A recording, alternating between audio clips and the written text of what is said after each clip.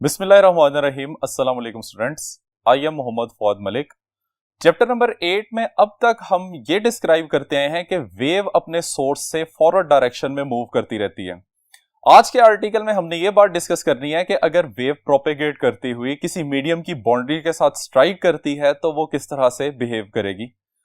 आइए अब इसको देखते हैं। जी स्टूडेंट्स, आज के आर्टिकल का नाम है रिफ्लेक्शन ऑफ वेव्स। इसके लिए सपोज करें कि हमारे पास एक पॉट है जिसको हमने पानी से भरा हुआ है। अब अगर हम एक पेंसिल से पॉट के सेंटर में वेव्स प्रोड्यूस करना शुरू करते हैं तो ये वेव्स पेंसिल, जिसको सोर्स ऑफ डिस्टरबेंस कहा जाता है, इससे अवे मूव करना शुरू कर देती हैं।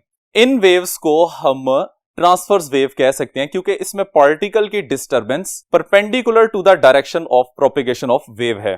अब हम इस पॉइंट पे गौर करते हैं जहां पे ये वेव्स जाके बाउंड्री के साथ स्ट्राइक करती हैं। बाउंड्री के साथ स्ट्राइक करने के बाद ये वेव्स वहां से रिफ्लेक्शन परफॉर्म करती है, जिसको हम क्या नाम देते हैं? रिफ्लेक्शन ऑफ वेव्स का नाम देते हैं।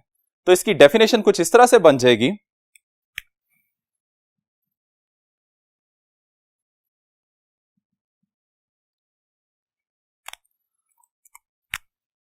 The bouncing back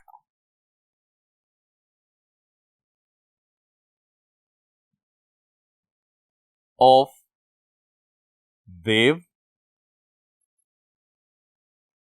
from the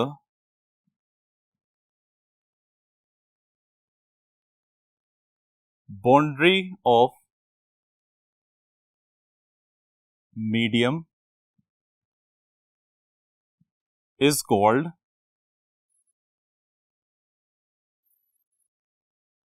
reflection of waves। जी स्टूडेंट्स, अब हम दोबारा उसी सिनेरियो को कंसीडर करते हैं जब वेव बाउंड्री के साथ स्ट्राइक करती है और वहां से उसका रिफ्लेक्शन होता है। तो इसमें आप लोगों ने एक बात याद रखनी है कि वेव की फ्रीक्वेंसी और वेवलेंथ स्पीड के ऊपर कोई भी फर्क नहीं पड़ता। ये सब चीजें एज इट इज रहती हैं जिस तरह रिफ्लेक्शन से पहले थी।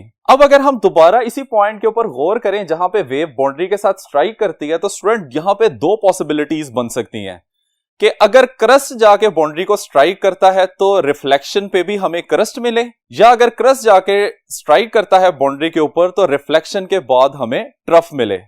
तो इसको हम कुछ इस तरह से डिस्क्राइब कर सकते हैं।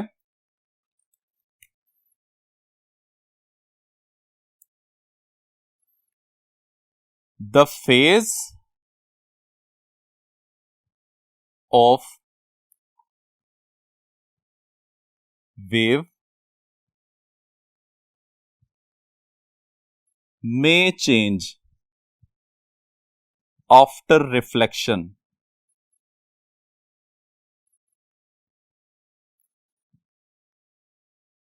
which depends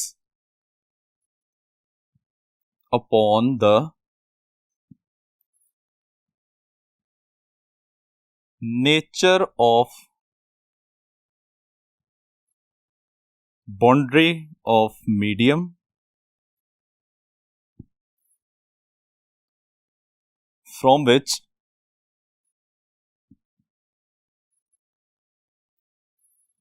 reflection is performed। ठीक है, तो यहां पे फेज शिफ्ट 180 का भी आ सकता है और फेज शिफ्ट 0 का भी आ सकता है। स्टूडेंट्स, इसको हम इस तरह से डिस्क्राइब कर सकते हैं कि वेव डेंसर मीडियम की बाउंड्री से रिफ्लेक्ट हो रही है या रेयर मीडियम की बाउंड्री से रिफ्लेक्ट हो रही है। तो हमारे पास रिफ्लेक्शन की फिर दो टाइप्स बन जाएंगी, जिसको हम लिख सकते हैं। Number 1, reflection of waves from boundary of denser medium, और number 2, reflection of waves from boundary of rarer medium. अब स्टूडेंट्स हम इनको बारी बारी डिस्क्राइब करते हैं। तो पहले हम देखेंगे डेंजर मीडियम से वेव्स किस तरह से रिफ्लेक्ट करती हैं।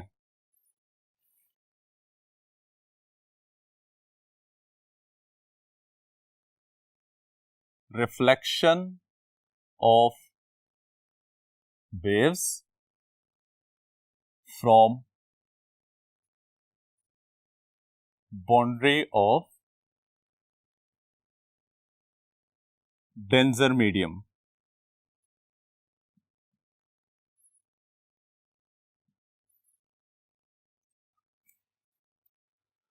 जी स्टूडेंट्स, कंसीडर करें कि हमारे पास एक स्लिंकी स्प्रिंग है जिसको हमने एक साइड से पकड़ा हुआ है, जबकि दूसरी साइड से हम इसको रिजिड सपोर्ट के साथ बांध देते हैं। अब हम इसमें रिजिड सपोर्ट को पहले डिस्क्राइब करते हैं कि ये किस मीडियम की तरह बिहेव करेगी। अब स्टूडेंट, रिजिड का मतलब ये होता है कि जो कि अपनी आइडेंटिटी मेंटेन रखता है। अब अगर हम इसको डिस्क्राइब करें तो ये इस तरह से बन जाता है कि ये एक ऐसी जगह है जिसमें इनर्शिया ज्यादा है, क्योंकि इनर्शिया ज्यादा होने का मतलब ये होता है कि ये अपनी जगह को या अपने आप को एज इट इज मेंटेन रख सकता है। अब इनर्शिया जिस जगह का ज्यादा होता है वहां पे हम कह सकते हैं कि उसकी डेंसिटी ज्यादा है। अब फर्ज कर लें कि हम रिजिड सपोर्ट को ट्रीट करते हैं एज अ मीडियम। तो मीडियम के लिहाज से अगर हम डेंसिटी की बात करें तो वो मीडियम जिसकी डेंसिटी ज्यादा होती है उसको हम डेंजर मीडियम का नाम देते हैं।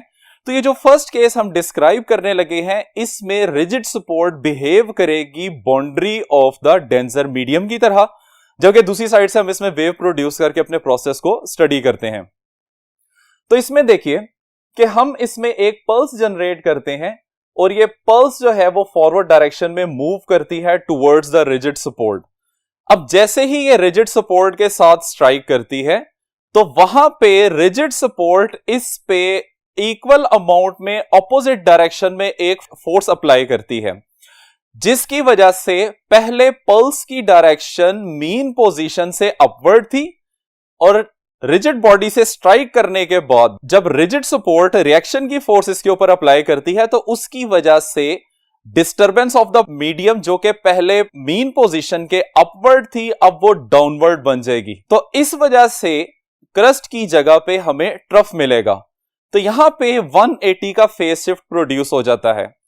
अब स्टूडेंट्स, इसको हम इस तरह से डिस्क्राइब कर सकते हैं कि wave moving in the rarer medium strike on the wall of the denser medium and reflect back, then there is a phase shift of 180 degree। यानी कि अगर क्रस्ट आके स्ट्राइक करेगा तो वो ट्रफ बन जाएगा और ट्रफ आके अगर स्ट्राइक करेगा तो वो क्रस्ट बन जाएगा। तो इसके रिजल्ट को हम कुछ इस तरह से डिस्क्राइब कर सकते हैं, when transverse wave moving in the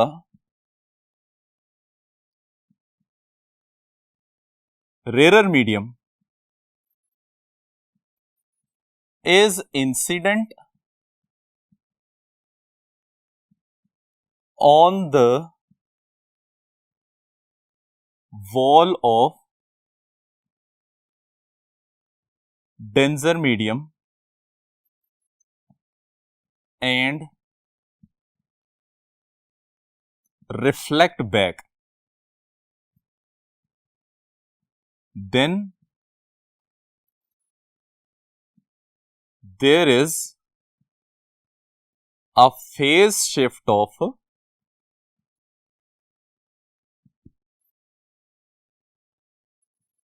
180 degree. या अगर हम इसको पाथ डिफरेंस की फॉर्म में डिस्क्राइब करना चाहें तो पाथ डिफरेंस आ जाएगा lambda by 2।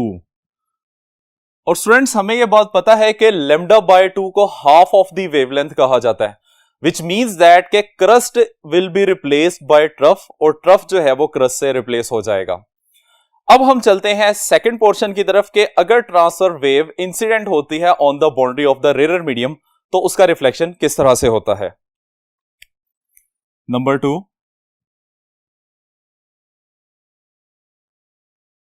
reflection of waves from the boundary of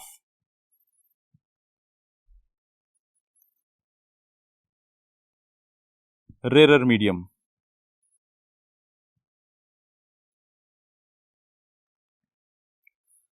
ji students, इसके लिए हम पहले वाला सिनेरियो ही कंसीडर करेंगे, लेकिन अब हमने स्लिंकी स्प्रिंग को डायरेक्टली रिजिड सपोर्ट के साथ नहीं बांधना। अब हम स्लिंकी स्ट्रिंग के आगे एक स्ट्रिंग को अटैच करते हैं और स्ट्रिंग को फिर फर्दर हम रिजिड सपोर्ट के साथ बांध देंगे। अब स्लिंकी स्प्रिंग का डायरेक्ट कॉम्बिनेशन रिजिड सपोर्ट के साथ नहीं है, इसके दरमियान में एक लाइट थ्रेड या लाइट स्ट्रिंग आ जाता है। अब यहां पे ये लाइट स्ट्रिंग जो है ये किस तरह से बिहेव करेगा, हमें ये बात पता है कि अगर आप स्लिंकी स्प्रिंग के अंदर किसी भी टाइप की पल्स जनरेट करते हैं तो वो पल्स उस स्ट्रिंग को इजीली मूव करवा सकती है। इजीली मूव करने का मतलब यह है कि इसका इनर्शिया कम होगा, और इनर्शिया कम होने का मतलब यह है कि इसकी डेंसिटी की वैल्यू कम है। तो अगर मैं इस स्ट्रिंग को कंसीडर करता हूं as the boundary of the medium जिसकी डेंसिटी कम है, तो इसको हम क्या कह सकते हैं कि यहां पे ये स्ट्रिंग बिहेव कर रहा है as the rare medium. Students, अब हम स्लिंकी स्प्रिंग के अंदर एक पल्स जनरेट करते हैं और ये पल्स मूव करती हुई स्ट्रिंग की तरफ जा रही है। अब जैसे ये स्ट्रिंग के ऊपर पहुंचती है तो स्लिंकी स्प्रिंग स्ट्रिंग को इजीली मूव करवा सकता है, जिसकी वजह से अगर क्रस्ट की वैल्यू जाके स्ट्राइक की है तो एज इट इज क्रस्ट ही वापस आ जाएगा। ठीक है, तो यहां पे फेज शिफ्ट की वैल्यू 0 रहती है। अगर ट्रफ इसके साथ आप स्ट्राइक करते हैं तो रिजल्टिंग वैल्यू जो कि रिफ्लेक्शन के बाद हमें मिलती है वो भी ट्रफ की फॉर्म में ही मिलेगी। तो इसके रिजल्ट को हम यूं डिस्क्राइब कर सकते हैं कि अगर एक ट्रांसफर वेव डेंजर मीडियम में मूव करती है और रेयर की वॉल से इंसिडेंट करती है तो वहां पे फेज शिफ्ट की वैल्यू 0 रहती है। तो इसको हम इस तरह से लिखेंगे,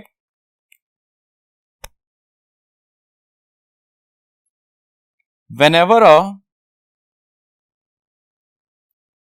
transverse wave